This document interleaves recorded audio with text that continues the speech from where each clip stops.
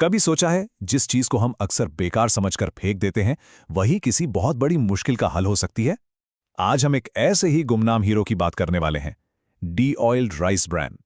अब ये सुनने में तो चावल से निकला एक मामूली सा बाय प्रोडक्ट लगता है ना?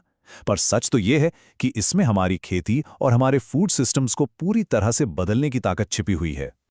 जरा सोचकर देखिए, अगर खेती से निकलने वाले कचरे को हम कचरा मानना ही बंद कर दें और उसे एक कीमती रिसोर्स में बदल दें तो बस यही सोच है जो हमें छिपी हुई चीजों में मौके तलाशना सिखाती है, और यही हमारी आज की बातचीत का सेंटर पॉइंट है। तो चलिए इस सुपरफूड की कहानी में थोड़ा और गहरा उतरते हैं। सवाल यह है कि इसकी जरूरत आखिर है ही क्यों। देखिए, आज की तारीख में मॉडर्न एग्रीकल्चर के सामने एक बहुत बड़ी चुनौती है।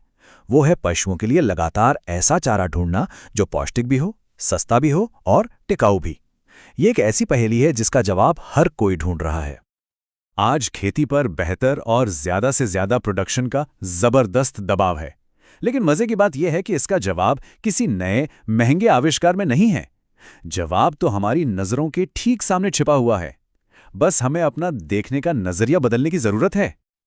और बस यहीं पर हमारी कहानी के हीरो की एंट्री होती है। नाम है डी ऑयल्ड राइस ब्रैन, या जिसे हम शॉर्ट में कहते हैं DORB, यानी डॉर्ब।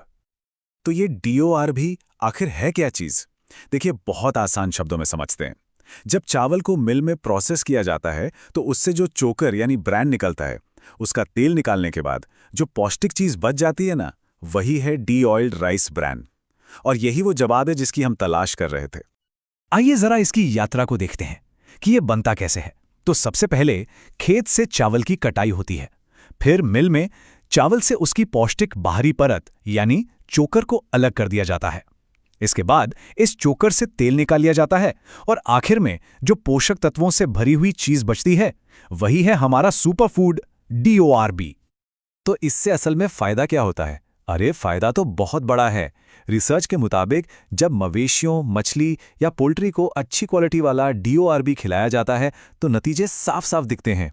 जानवरों का वजन तेजी से बढ़ता है, उनकी मृत्यु दर कम हो जाती है और वो बीमार भी कम पड़ते हैं। मतलब सीधा सीधा फार्म की कमाई और स्थिरता को बढ़ावा मिलता है। लेकिन यहाँ एक छोटा सा ट्विस्ट है। बाजार में मिलने वाला हर DORB एक जैसा नहीं होता। जी नहीं, इसकी क्वालिटी में जमीन आसमान का फर्क हो सकता है। पर अच्छी बात यह है कि इस क्वालिटी को हम विज्ञान की मदद से नाप सकते हैं। चलिए अब इसी की गहराई में चलते हैं। बिल्कुल जैसा कि समीक्षा में कहा गया है, सिर्फ अंदाजे से काम नहीं चलने वाला।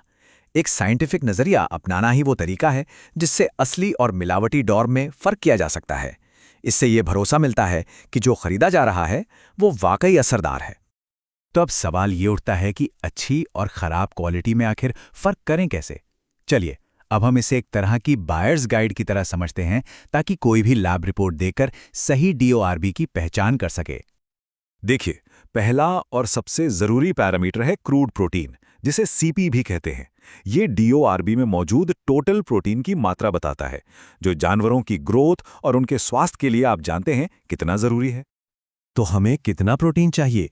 एक अच्छी क्वालिटी वाले डॉर्ब में ये मात्रा 15 से 16% के बीच होनी ही चाहिए। ये वो पहला नंबर है जिसे किसी को भी रिपोर्ट में सबसे पहले देखना चाहिए। लेकिन रुकिए, कहानी में एक और मोड़ है। लैब रिपोर्ट में जो क्रूड प्रोटीन का नंबर लिखा होता है ना, वो पूरी सच्चाई नहीं है। इसमें लाइव और डेड दोनों तरह का प्रोटीन मिला होता है। लाइव प्रोटीन ही वो असली पोषण है जिसे जानवर का शरीर इस्तेमाल कर सकता है, जबकि डेड प्रोटीन तो प्रोसेसिंग की गर्मी से नष्ट हो चुका बेकार पदार्थ है। ये जानना बहुत जरूरी है। अच्छा, अब आते हैं अगले पैरामीटर पर, क्रूड फाइबर। ये DORB का वो हिस्सा है जो पचता तो नहीं है, लेकिन पाचन तंत्र को मतलब गट हेल्थ को दुरुस्त रखने में मदद करता है, ठीक वैसे ही जैसे इंसानों के लिए डाइटरी फाइबर काम करता है। तो फाइबर के लिए आइडियल रेंज क्या है? ये होनी चाहिए 9 से 11% के बीच। और यहाँ ये समझना जरूरी है कि प्रोटीन के ठीक उल्टा फाइबर की ज्यादा मात्रा अच्छी नहीं बल्कि बुरी हो सकती है। ये एक बैलेंस का खेल है। जी हाँ, अगर फाइबर की मात्रा 11% से ज्यादा है तो ये एक रेड फ्लैग हो सकता है। ये अक्सर इस बात का इशारा होता है कि डोब में किसी सस्ती चीज मतलब फिलर्स की मिलावट की गई है, जिससे उसकी क्वालिटी गिर जाती है। तीसरा सबसे जरूरी पैरामीटर है सैंड सिलिका। ये सीधे सीधे DORB में मौजूद रेत और मिट्टी की मात्रा को बताता है। आप इसे एक तरह की मिलावट ही समझिए जिसका कोई न्यूट्रिशनल वैल्यू नहीं होता। इसीलिए एक अच्छे DORB में सैंड सिलिका की मात्रा हमेशा 3% से कम होनी चाहिए। सीधी सी बात है, ये जितना कम होगा प्रोडक्ट उतना ही शुद्ध और बेहतर होगा। रिपोर्ट में कुछ और भी जरूरी पैरामीटर्स होते हैं, जैसे कि नमी और राख, जो प्रोडक्ट की शुद्धता और सेफ्टी के बारे में बताते हैं। लेकिन इनमें सबसे जरूरी है TDN, जो बताता है कि जानवर को इससे एनर्जी कितनी मिलेगी। यहां भी ज्यादा का मतलब बेहतर है, आइडियली ये 65% से ऊपर होना चाहिए।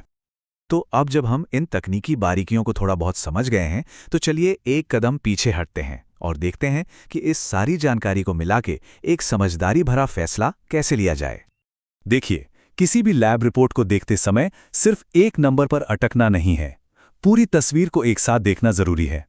जो भी रिजल्ट्स हैं उनकी तुलना आइडियल रेंज से करें। और हां, अपने सप्लायर से सवाल पूछने में कभी नहीं हिचकिचाना चाहिए। इससे यह भी पता चलता है कि कौन लगातार अच्छी क्वालिटी का माल दे रहा है। तो इस सब का निचोड़ क्या है? निचोड़ ये है कि इन डिटेल्स को समझना सिर्फ कोई टेक्निकल जानकारी नहीं है, यह सीधा सीधा बेहतर नतीजों से जुड़ा है। अच्छी क्वालिटी वाला DORB खरीदना दरअसल जानवरों के स्वास्थ्य और फार्म की प्रोडक्टिविटी में किया गया एक इन्वेस्टमेंट है, जो हमें एक ज्यादा कुशल और टिकाऊ सिस्टम की ओर ले जाता है। और आखिर में एक सवाल जो हमें सोचने पर मजबूर करता है। DORB की ये कहानी हमें सिखाती है कि कैसे कचरे में भी खजाना छिपा हो सकता है। तो सवाल ये है कि हमारी ग्लोबल सप्लाई चेन्स में ऐसी और कितनी कीमती चीजें हैं जो बस खोजे जाने का इंतजार कर रही हैं।